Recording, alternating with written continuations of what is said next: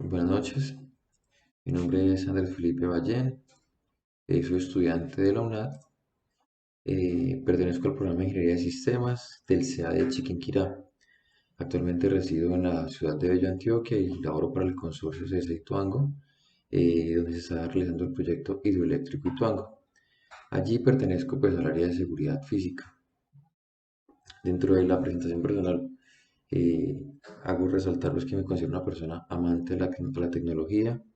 Uno de mis mayores deseos en este campo es aprender cada vez más de la programación, aunque no sé un poco, no sé mucho del tema, es algo que sí me gustaría aprender y pues durante mi carrera poder enfatizar y poder llevar a cabo algunos sueños y planes que tengo.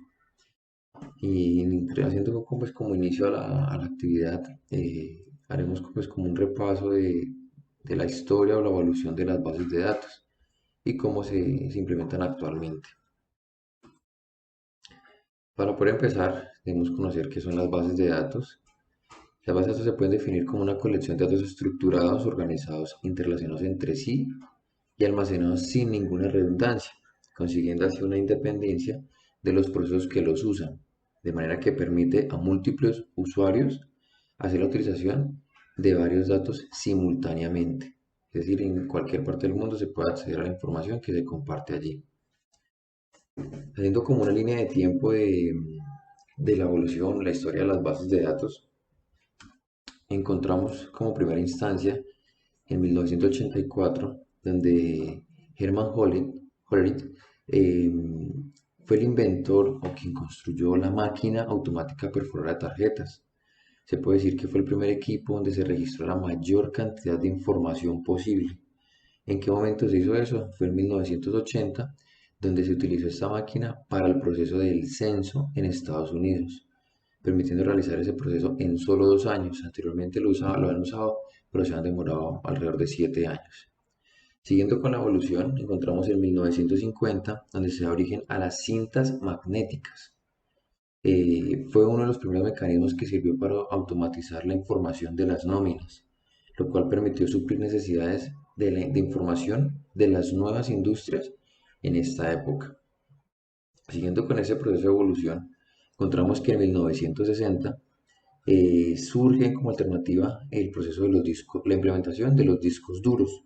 Eso que nos permitió o permitía era consultar la información de manera mucho más rápida y efectiva que sus antecesores, como lo que fue la máquina perforadora o las cintas magnéticas, dando paso así a las bases de datos en red y jerárquicas. Pero ¿qué ocurría con los discos duros? Aunque era un nuevo proceso que se está implementando, tenía como novedad que solo se podía utilizar o lo podía administrar personas que en la época eran muy experimentadas o que tenían el estudio perfecto para poder encontrar la información dentro de los discos duros. Son personas altamente calificadas. Debido a esto, en 1970, Edgar Frank Holt definió eh, un módulo relacional y lo publicó en con una serie de reglas de la evolución de administradores de sistemas de datos. Eso que permitió que un multimillonario llamado Larry Ellison desarrollara un programa o una base de datos llamada Oracle, que en su momento eh, permitió albergar mayor información y fue de gran utilidad debido a que esta permitía trabajar de forma transicional, generaba estabilidad y escalabilidad a quienes lo utilizaban y obviamente pues se puede trabajar en muchas plataformas. En continuación a esto, encontramos que aunque fue un sistema muy importante, muy bueno, no se utilizó del todo al principio se lanzó al mercado el Oracle, debido a que tenía pues ciertas falencias, pero pues gracias a un proyecto que implementó IBM, desarrollaron técnicas para la construcción de un sistema de bases de datos relacional efectivo y eficiente, obviamente. A raíz de esto, las bases de datos supusieron un avance muy importante, una escalabilidad que permitía que los programadores en esa época su función se facilitara un poco más. Es decir, las mismas bases de datos hacían absolutamente todo lo que tenían que realizar los programadores. Esto dio inicio a algo llamado las bases de datos orientadas a objetos. Posterior a esto, encontramos en 1960, a principios de los 90, de que esta nueva estructura de bases de datos orientadas a objetos permitió que se generara un nuevo lenguaje de programación, el cual fue diseñado para consultas a grandes cantidades de información, permitiendo así especificar diferentes actividades dentro de la operación que realizaba cada persona que lo consultaba. Y este lenguaje se llama SQL, que actualmente también se usa en muchas organizaciones. Sin embargo, con la llegada a finales de 1960 del World Wide Web o el WWW, generó o se surgió algo llamado denominado el boom. ¿Por qué razón? Porque resulta que las bases de datos se consolidaron y permitían tener acceso las 24 horas y los 7 días a la semana. O sea, todo el tiempo se estaba consultando la información a través de estas bases de datos. Esto mismo generó y genera que actualmente, en el siglo XXI, contemos con un almacén de datos o data warehouse, donde se puede encontrar absolutamente toda la información que se ha depositado por las diferentes compañías, solamente por cada persona que navega en la web. Eso va en la parte, pues, como la evolución histórica de las bases de datos. Teniendo como conceptos principales o seleccionados durante este proceso o durante esta evolución y que debemos tener presente son la máquina automática de perforar tarjetas como primer medio de almacenamiento de bases de datos, cintas magnéticas, los discos duros, como esa transición de información o de proceso de consulta de información, Oracle, que ya empieza a trabajar un poco en la parte de las plataformas o de software, las bases de datos orientadas a objetos, el WW y el Data Warehouse, que es lo que actualmente utilizamos o tenemos en la actualidad.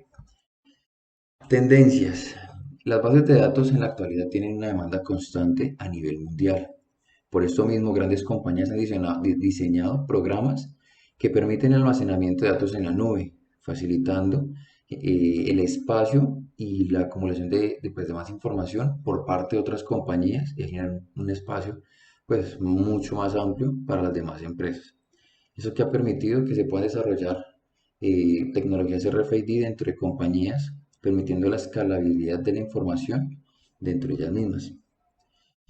Un ejemplo de cómo se utilizan las bases de datos, hablo pues a nivel personal, en la empresa donde yo laboro actualmente, que es el consorcio CDC y Tuango, utilizamos una plataforma llamada Sistema de Información Integral, el CIWeb.